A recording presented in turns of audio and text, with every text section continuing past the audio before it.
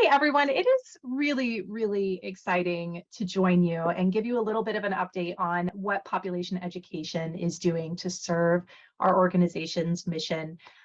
Barbara and I are really thrilled to give you a glimpse kind of behind the curtain to see all of the work that we are doing to support teachers who are trying to mark this 8 billion milestone in their classroom. Now, we're hoping this will be a little interactive, a little fun. We've brought some of our lessons today that our teachers might be doing with students, and we hope you'll give them a little bit of a run through and let us know what you think and put yourself back in the mindset of being in the classroom again. So just a quick reminder before we jump in, you probably already know that PopEd supports educators teaching about population and all of the related topics with their students. We really believe in the importance of making sure that future generations are educated to be savvy global citizens that understand population and these related topics and how complex they are so that they can be our really great decision makers in future generations. So in order to reach these kids, we need to reach educators. So that's what we do here at PopEd. We design teacher professional development. We create classroom lesson plans, additional classroom resources.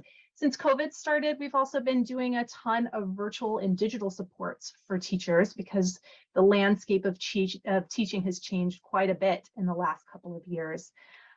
We bring all of these to teachers in some of these really fun workshops just to give you a sense of what we did last year, still in the kind of impact of COVID environment.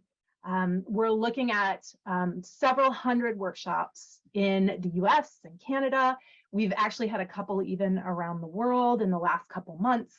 We're working primarily, as you can see, with both current teachers and also future teachers. That's what that pre-service is right there. One thing that folks don't often know about us is that a lot of our work is going into colleges and universities, into teacher programs, and working with students who are working towards their teaching credential before they even get in the classroom, so that when they first step into their own classroom, they already have a collection of PopEd lessons and resources in their toolbox and are ready to go with their own students.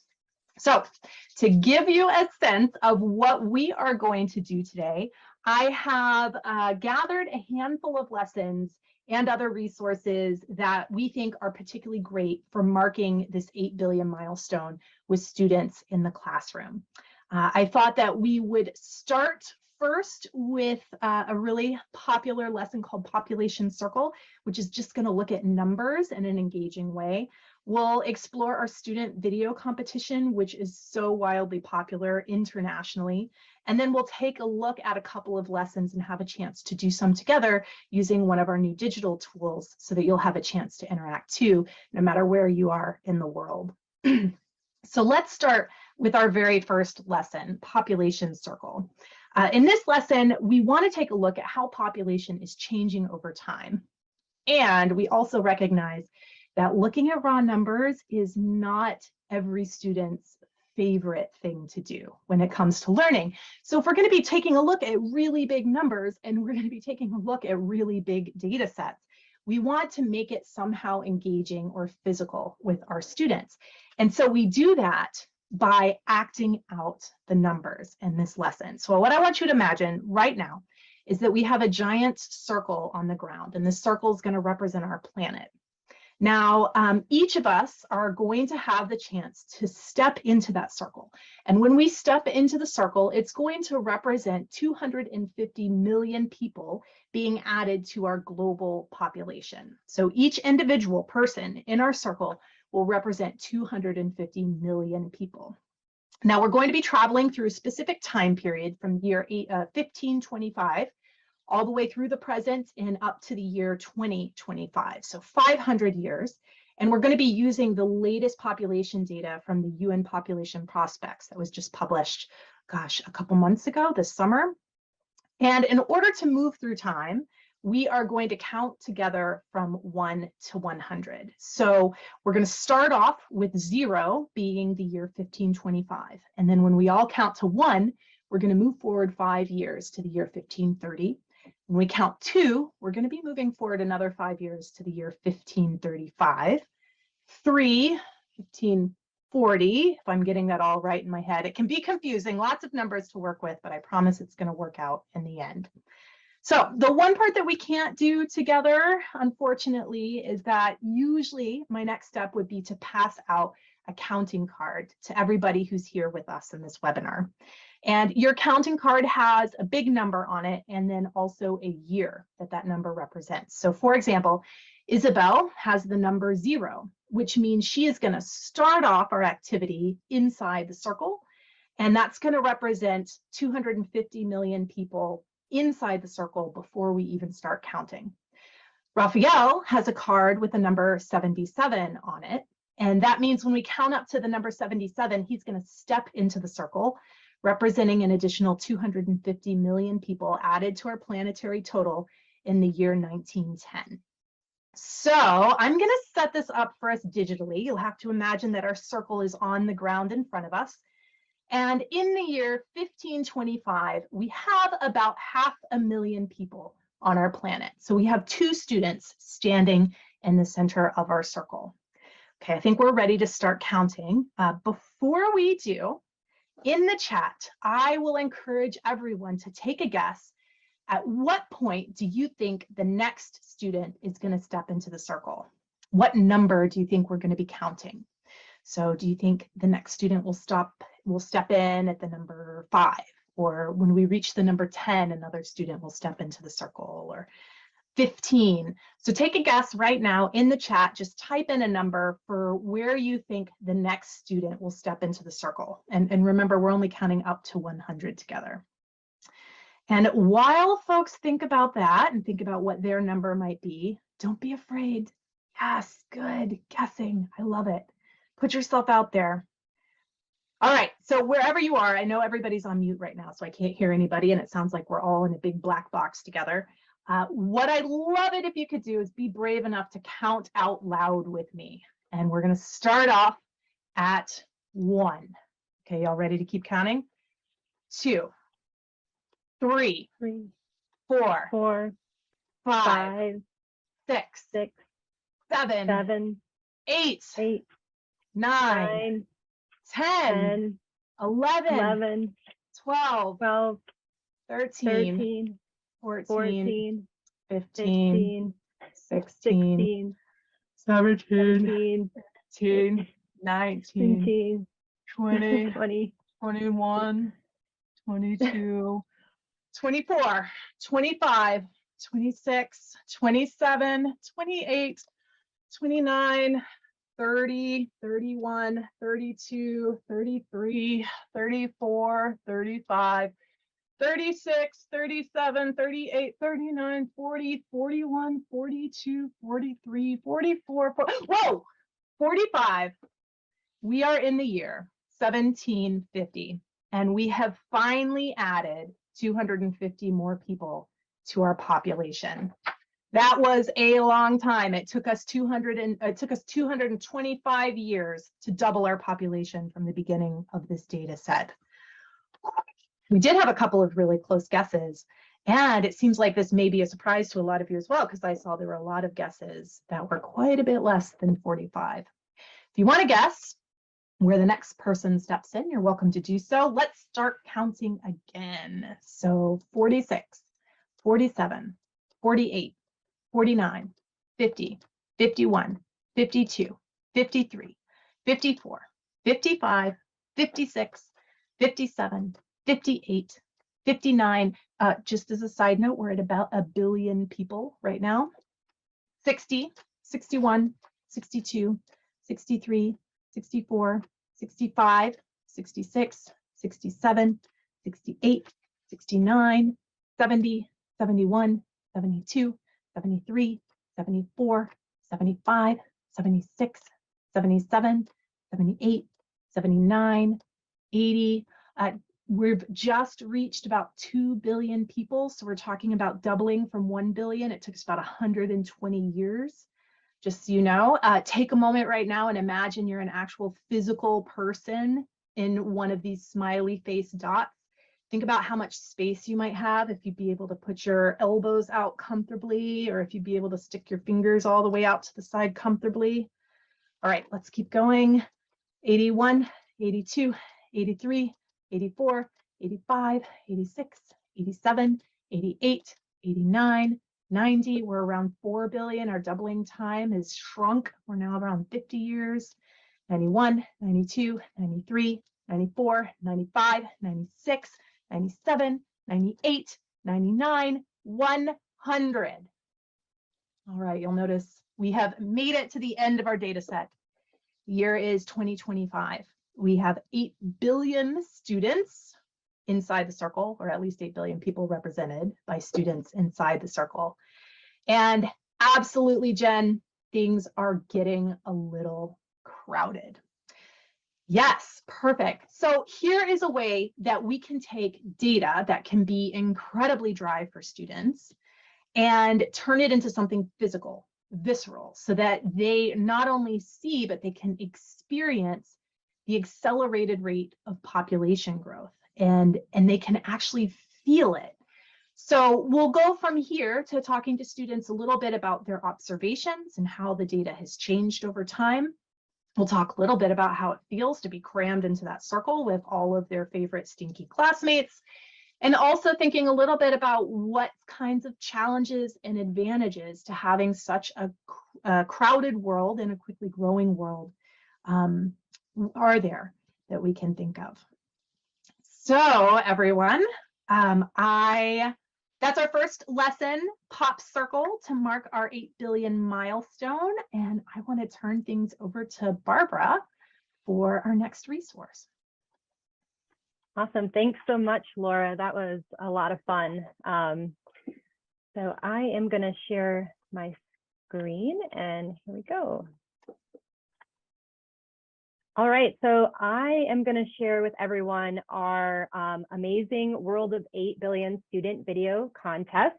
And this is a way for students to really be involved with a lot of the challenges that a growing population might experience. So it's student-driven, project-based learning. It integrates sustainable development goals, environmental science, population, equity, tech skills, art, public speaking, communication skills, and so much more. It's really inspiring to watch student videos that are created every year. It's something we look forward to in the spring. And the contest challenges students to create a 1-minute video. And in that 1-minute video, we ask them to define a global challenge. The global challenges are unique every year. So we have 3 unique challenges each year, and they need to make a connection to population and then also propose a sustainable solution. So the contest is for students in grades 6 to 12, or the international equivalent, and we have many winners across the world, and you can see all of our winners on our website. So if you're interested in seeing past winners, we are in the 12th year of the contest. It started in 2010 and 2011. And you can click here to see all of the different global topics for each year. And then if you click on any of those on our website, you can also see the winners and their videos, which is really inspiring and fun. So students have the opportunity to win up to $1,200 within the contest, which is really exciting. I got to interview a lot of the winners last year, and it was just so amazing to get to call them and talk to them and learn more about them, and just hear their excitement when they learned that they won the contest.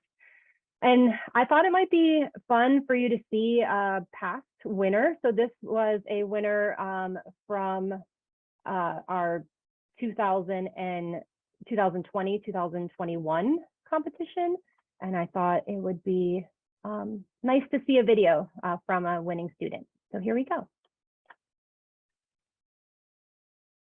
295,000 women die each year from complications due to pregnancy and childbirth. In a growing world, it is no surprise that population growth and maternal mortality rates are not exclusive. Countries that have high fertility rates, where the average woman has many children, also tend to have high maternal mortality rates. As women have more children, the population grows, and maternal death is more likely. 94% of pregnancy-related deaths occur in low to middle-income countries. While maternal mortality rates have decreased over time, it is essential to find sustainable solutions as over 800 women die each day. One possible solution is to empower women and girls. Women can be empowered to have bodily autonomy through the use of family planning services that help them decide when and how many children to have. Family planning services lead to lower fertility rates, which decrease maternal mortality, slow population growth, and allow more women to enter school.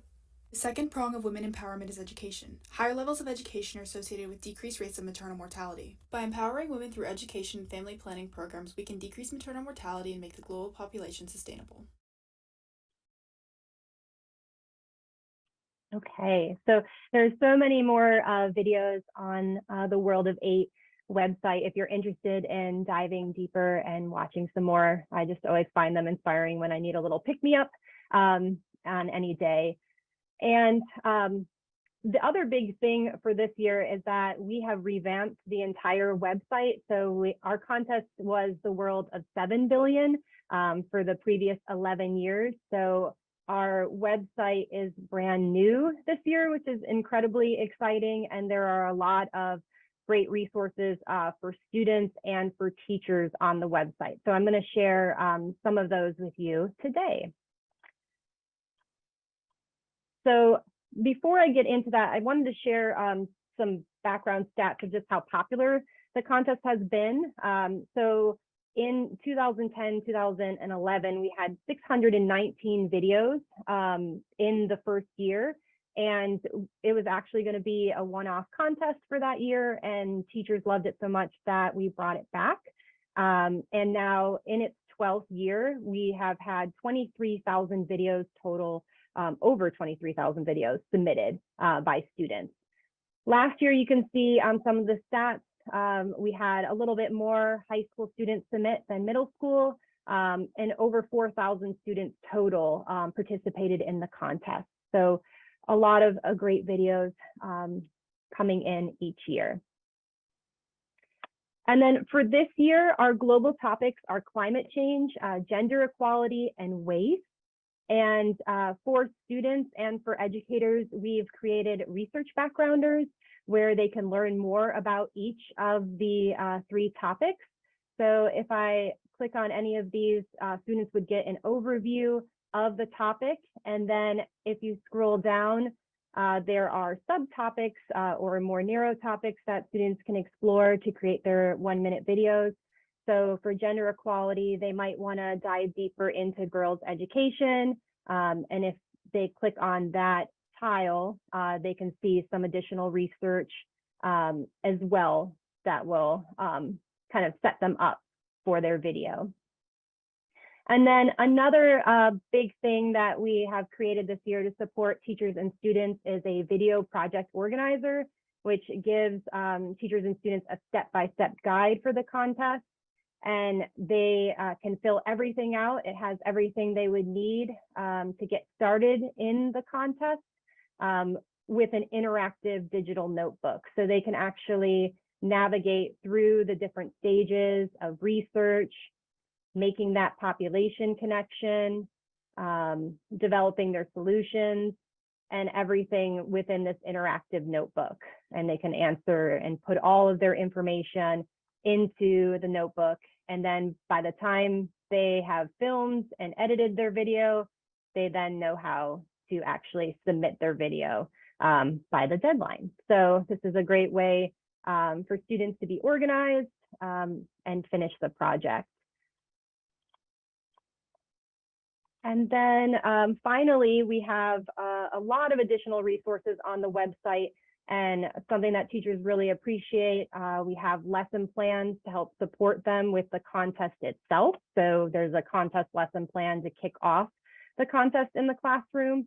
And then we also have a lot of additional resources, including topical lesson plans that help scaffold learning. So depending on what subject or global topic that they choose, teachers can teach about gender equality, waste, and then also climate change before they assign or during the assignment of the project, of the video project as well. And we are actually going to share a few of these lessons here with you today. We kind of wanted to give you a little snippet of what teachers would experience. So we are going to share one lesson for each of the global topics. So you're going to see a climate change lesson, and then a gender equality lesson, and then finally a waste lesson to give you an idea of the 3 global topics. All right, and so I am going to kick that back to Laura to start our first lesson. So we are going to start off in our climate change global challenge, and we are going to visit a super popular high school lesson called Carbon Crunch. This lesson looks at the intersection of a couple of important issues. It looks at the intersection of a country's wealth, their carbon dioxide emissions, and also how likely they will be to be impacted by climate change itself. We're going to be using data from a study from the Center for Global Development for this lesson, and just a disclaimer that this lesson is actually a very complex, data-rich lesson that takes quite a bit of time with students, and I've kind of cherry-picked a couple of points about the lesson that I think will be fun for us to engage with. And if you want to explore more, you're welcome to reach out to us and we can share some additional materials with you if you want to dive into every nitty-gritty detail of this lesson on your own. So for this one, I thought I would give us a chance to play along. So in the chat, we're going to put a link to the digital version of this lesson. And if you would like to play along, if you're feeling technologically savvy, please feel free to click that link and you can join us. There's also a website address on the slide. If you want to type that in, then you can join us there as well. If you are not technologically savvy, or if you're calling in from a place with maybe your internet isn't stable, or if you don't have Google products on your computer, then just hang out for a moment and you can watch all of the action right here on my screen. And I'll have it set up so you can see what we're all doing in the digital tool. So this is Carbon Crunch, and for folks who've been able to log in, it looks like a number of us have already, head on down to slide 2. The first thing we're going to do is consider carbon dioxide emissions. Ooh, it looks like we have some people who can read instructions and are getting started with this activity. So what we're starting with here is, what is the average per capita carbon dioxide emissions for people living inside each of these 14 countries? We've pulled 14 countries out of this study, and we're going to be comparing them throughout the lesson. So what we want to do is rearrange these. So on one end of the spectrum, we have our countries that have lower per capita CO2 emissions, and then on the other end of the spectrum, we have higher per capita CO2 emitters. As folks are doing that, I have an important question, especially for folks who are not able to get into here and are not able to actually move things around on the screen. On slide 3, the first question there asks, what do you think is the link between wealth and per capita CO2 emissions? So what do you think is different about these countries, about life in these countries, about these countries' economies, their agriculture, their government, that makes some countries really high per capita emitters and some countries really low per capita emitters? Looks like we just about have all of the countries settled into an order. So I'm going to go ahead and have us pause here. And if you're moving stuff around the screen, go ahead and stop for a moment. And while folks are thinking about what life is different, or what about life is different that might cause this difference in CO2 emissions between the average person living in different places around the world, what I want us to do right now is to look at the colors around these countries. So we're looking at CO2 emissions data. I want to add a different data set to that, and that is wealth.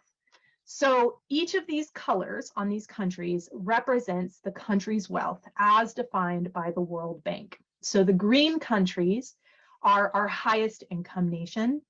The red countries are our lowest income nations. Yellow is lower middle income nation, and blue is upper middle. So in order from lowest income to highest income, we have red, yellow, blue, and green. So now that we have our countries organized by emissions, I'm wondering if anybody is noticing a connection between wealth and CO2 emissions. So David has said that wealth goes up when CO2 emissions rises. Yes, absolutely. I'm wondering if anybody can think of an example of why that might be the case. Why does a wealthy country like the US, where I'm sitting right now, what is it about my daily life that means that there are higher CO2 emissions than somebody living in Bangladesh, for example? I'll give folks a moment to think about that, because that can be tricky and a little abstract for our students to think about. How is life different here from other places? We do consume a lot more energy. Ooh, Steve, technology. Yes, here I am talking to you on my computer with Wi-Fi. I have a ring light, I have a plug-in camera, I have extra light over here. I'm in a house that's heated. I have a car that I use gas for. Yes, Alan, you have an expensive gas guzzler as well. All of those things can contribute to higher per capita CO2 emissions. And that's going to be different. That lifestyle is going to be different in countries around the world. Okay, so we have a link, and we can kind of see a link between a country's wealth and how much CO2 they're creating. So the next thing we want to look at is who gets impacted by climate change. And this is the really interesting data that came out of this study that we're using for this lesson. Head on over to slide 4, if you will. This study analyzed climate change risks for 167 countries around the world. And they analyzed data about sea level rise, about storm intensity, about agricultural changes. And they put all of this information and these statistics together, and they basically ranked countries based on how likely they were to experience climate change risks. So how likely were they to experience a significant destructive climate change event? So to lose agricultural productivity, to have dangerous storm surges, to have dangerous weather patterns. And then they ranked all of these countries. Now, the countries that we're using here that we've pulled from this study, we have their statistics on slides 6, 7, and 8. And what I'll invite folks to do who are in this file is to look at the very last statistic on each country card, the adjusted overall risk. This is the likelihood that this country will experience a climate change event that they cannot prepare for. And what I'd like to do is figure out which countries are most at risk, and I'd like to move them into that green box on slide 4. So the countries that are most at risk are going to be in the top 80 ranking. So for example, Somalia is ranked 1 out of 167 nations. That means they are most at risk for a climate change related event that they cannot prepare for. So I'm going to move Somalia into the green box. And if folks want to help going back and forth between some of the country cards on slide 6, 7, and 8, and looking at the country names and checking the very last stat on each country card, the adjusted overall risk, and we're going to figure out which of these countries is in the top 80 most at risk for climate change. And we'll go ahead and move those countries into the green box so that we can have a visual of who's expected to see the impacts of climate change.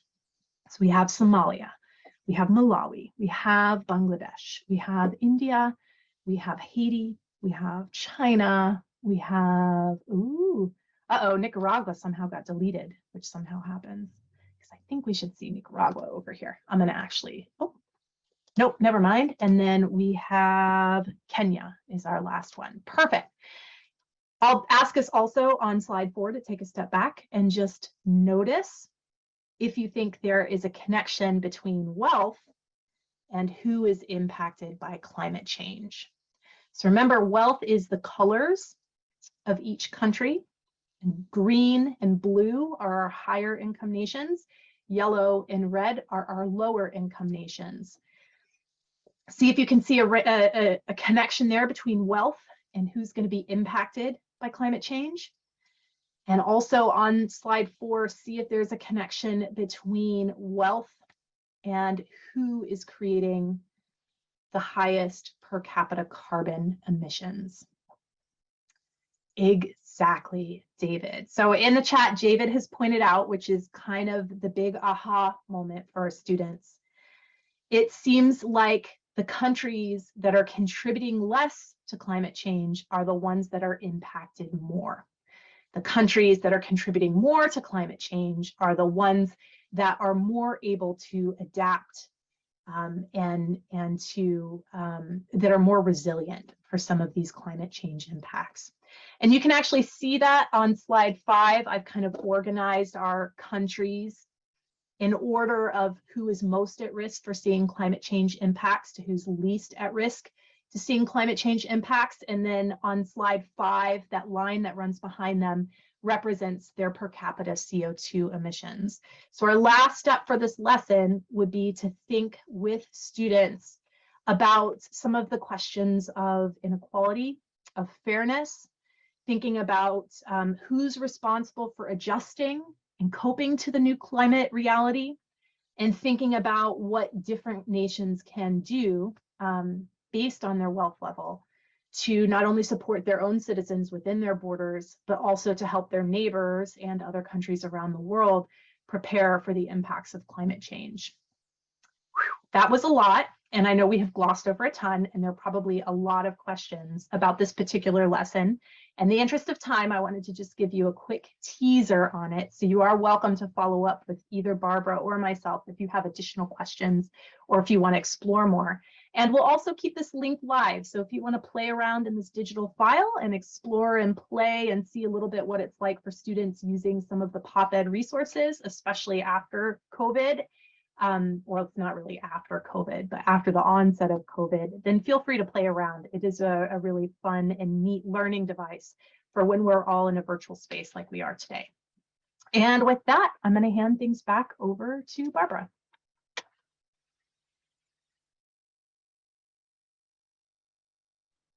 Awesome. Thanks, Laura. And that was a lot of fun as well. And we have a lot of digital tools that we share with educators to make our virtual webinars even more interactive, which has been really fun. All right, so the next lesson that I'm going to share, and we're just going to kind of briefly go over the main objectives for these 2 lessons, cover the other 2 global topics that are in our World of 8 Billion Student Video Contest. And so the first lesson is Lessons for Life, and this is a lesson in the gender equality category. And in this lesson, students are reading and discussing a short conversation between 2 Ethiopian girls about attending school, and then they also answer some questions and have a discussion around it. And then they're also looking at poems and analyzing the poems about girls' education to kind of draw some information from those poems. And within these lessons, students are going to be able to name 2 barriers and 2 benefits to girls attending school. So in the chat, if you want to share just some benefits to having girls attend school, go ahead and share those in the chat as I go through the lesson. And so in the second part of the lesson, which is an updated part for this year, students are reading 2 poems related to girls' education. So they're reading a poem called Eunice's Dream, and it's actually a video. And I don't know, Laura, if you can share that video link in the chat in case you want to watch that later. And then they're also reading The Power of First by Amanda Gorman. And a good place to start with students, we have teachers ask students, like, have them think about how school impacts their future. And how would not going to school impact their future, and really think about the importance of school in their lives. So those 2 poems kind of kick off this section. And some discussion questions that we have students think about in this lesson are thinking about the similarities and differences between the poems. So really thinking about the cultural context, depending on where the girls live. And then also thinking about what the poems mean to them personally, and thinking about how having education, equals power, right? So they have power over the future of their lives with education. There's some of the questions for that activity. And then the big part for this lesson is really getting into that global implication of that indirect relationship between fertility rate and years of schooling.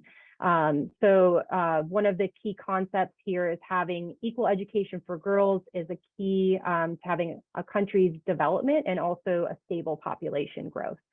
So that, students are analyzing that data and thinking about those big concepts as well. And this is a middle school lesson. So as we get into high school lessons, we're even kind of diving in deeper into these concepts. All right. And then our next lesson that I wanted to show you briefly is Trash Trouble in Paradise. And this is one of the featured lessons for our waste global topic in the student video contest. And this lesson really gets students thinking about how as population increases, so does the amount of waste. And this creates that dilemma of where and how we should dispose of the garbage. And so this is a really great lesson that focuses on examples of environmental justice. And students are role-playing a city council meeting. So they're doing a lot of research and kind of thinking about where that landfill should go and the challenges and opportunities of their decisions. So they first read and annotate an article on waste management, specifically a case study of Oahu's landfill. And they're thinking about Oahu's population and the fact that it's growing and have to decide between one of 3 locations for the landfill. So you can see on the map here the 3 different locations that they're considering for the landfill. And then students would then break out into groups and they would analyze demographic wealth and education data of each of the communities. So they would be diving into a community that is assigned to them. So they'd have one community that they're looking into. And they would, as they're diving into those statistics, they would consider the pros and cons for having the landfill within their community. And with that, they would then be making a proposal using that quantitative and qualitative data to draft a proposal that states what conditions that they would accept a landfill in their community and what they would expect in exchange if they did accept that landfill. So thinking about the benefits of, possibly having some of the support from the city council if they choose to have the landfill in their community, and then also the challenges that they're going to experience, right? Would they offset the challenges? So they would actually do a mock city council, and we have a group of students leading that meeting. So they actually have to prepare an outline of how they would run a city council meeting. So it's a real life experience lesson where they get to kind of do something that would be happening in the real world. All right. And those are our 2 lessons. So what we wanted to end with today before we kind of get into just any questions that you might have or just any discussion at the end of the session is just what are some ways that you can get involved with Pop Ed. So if you are interested in the world of 8 billion, we would love it if you could share our digital flyer within your networks. So Laura's going to pop that link into the chat. And it just has all of the information about the contest. And then also, if you click on the bottom here, it'll take you to the contest website, but it also includes the prizes and then those 3 categories for global topics for this year. And then we're always looking for judges. So if you are an expert in or know of an expert in one of this year's global topics, so climate change, gender equality, or waste, we would love for you to be a judge in this year's contest. So just feel free to email worldof8billion@populationconnection.org. You can even just say, hi, Barbara, I would love to be a judge in that email because we would love to have you. So there's that way to get involved. And then we also have a really incredible trainers network where they provide training for pre-service teachers and in-service teachers around the world. And if you know a stellar teacher, that might be a great addition to our trainers network. Laura's going to pop the link to get more information about how to get them connected to our trainers network as well, so that they can be sharing this information with more teachers and future teachers as well. And then finally, if you want to keep updated with what's happening with PopEd, you can sign up for our newsletter. We're constantly creating new content, writing blogs, just sharing a lot of information with our educators and our network. So if you'd like to keep up with us and see what's happening at PopEd, feel free to sign up for the newsletter. All right, so I'm going to pause here to see if we have any questions from today's presentation.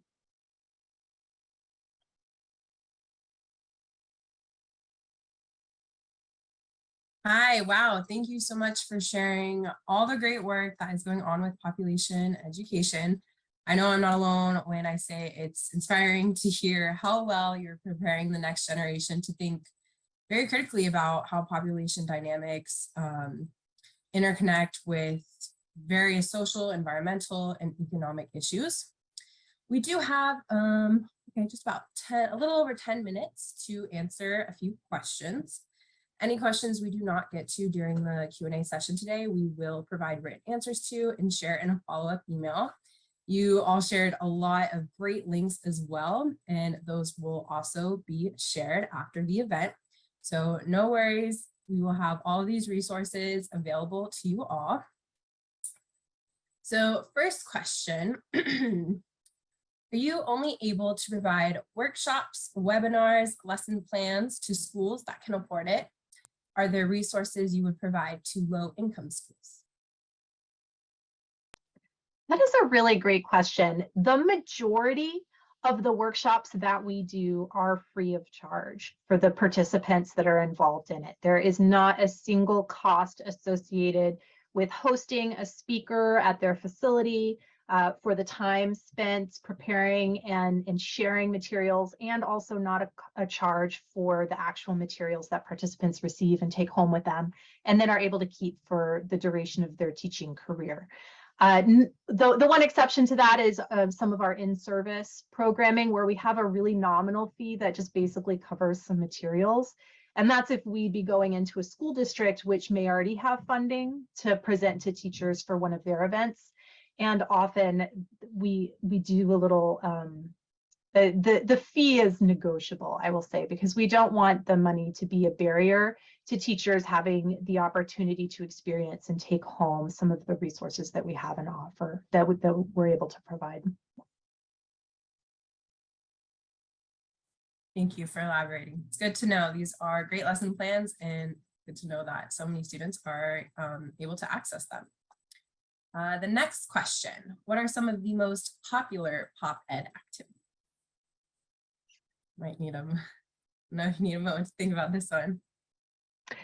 Oh, it's easy. Gregory had a couple random questions and comments in the chat. And also earlier, I have to remember who it was that said it.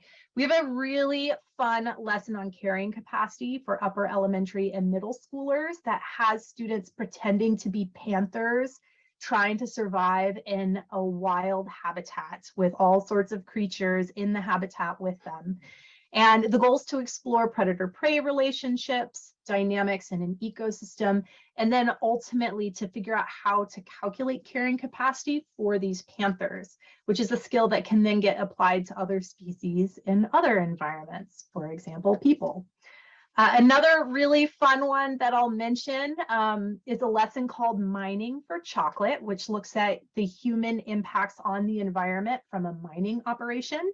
And in order to do so, students are dissecting chocolate chip cookies, which represent a piece of the earth, and pulling out chocolate chips out of their cookie.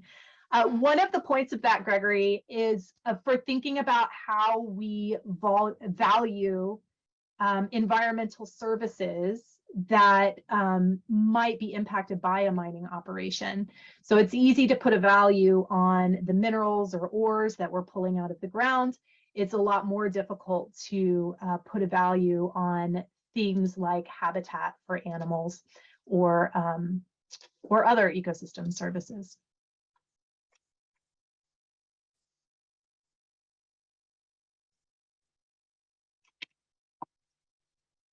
Oh, excuse me, just give me a moment. I see that is what was pulled up here.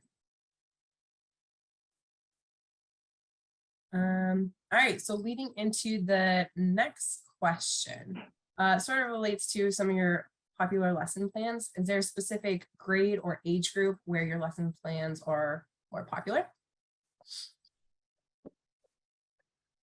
That's a good question too. I don't know if there's a more popular. We have materials for all grades K through 12. We share a ton of elementary aged or focused workshops. So I would have to run some numbers to see if that grade band is the most popular. I think it might be. That being said, on the other end of the spectrum, we have a really robust connection with AP subjects. So if you were back in high school and you remember taking an AP course to gain some college credit while you were still in high school, we work really closely with human geography, environmental science, and then a couple other sections to provide resources for teachers that are teaching AP courses. So it really is a wide spectrum, and we do have materials that work for everybody within there. We also have folks that share our resources at just kind of general ed classes at the college level as well. So things can scale up and down and are quite popular across the spectrum. Okay. I was curious after this question if there's a specific subject that's popular, math or history, but it looks like you do have quite a variety of popular lessons. It's, you know, population is super interdisciplinary. It's Yes. something that can connect social studies to math, and it can connect art to science. And it's really a great platform for teachers who are, it can be tough in the classroom to allocate time to one particular subject. And it's a great way to kind of bridge that and be able to get really interesting hands-on lessons in for a wide variety of different subjects. A lot of them at the same time. Perfect segment into the next question. Does Pop Ed have any sex education lessons? So we don't actually jump into the world of sex ed curriculum. There are quite a few lessons that do touch on somewhat related issues. So a lot around the demographics related to women in childbirth, thinking through numbers, fertility rates, risks, things along those lines. But sex ed in the traditional sense that you're thinking, we don't really delve in there. One of the things that we find a challenge is that we want our resources to be accessible to teachers no matter where they're teaching in the country. So while we get close to some of these really important issues, we don't kind of market our resources as sex ed, because that would be a barrier for a lot of teachers using our materials in their districts. Understandable. Let's see, looks like we have just one more question about lesson plans. And somebody is asking about Earth's sustainable carrying capacity. Do you have any lesson plans that talk about sustainable carrying capacity? Yeah, so that one that I mentioned before does delve a little bit into Earth's carrying capacity for people. We also do have a couple lessons that look at it in relation to carrying capacity in the natural world, because we find that that's a good platform. You'll find if you read through individual state standards, there aren't a lot of individual states that include specifically population topics in their state standards. So in order to get our materials into classrooms, we have to focus on topics that are covered in standards, and then also incorporate other ideas and concepts and kind of bring them on in alongside. So that's kind of where we go with carrying capacity. It is something that does appear in science standards in various states. So we often focus on carrying capacity in ecosystems in the natural world.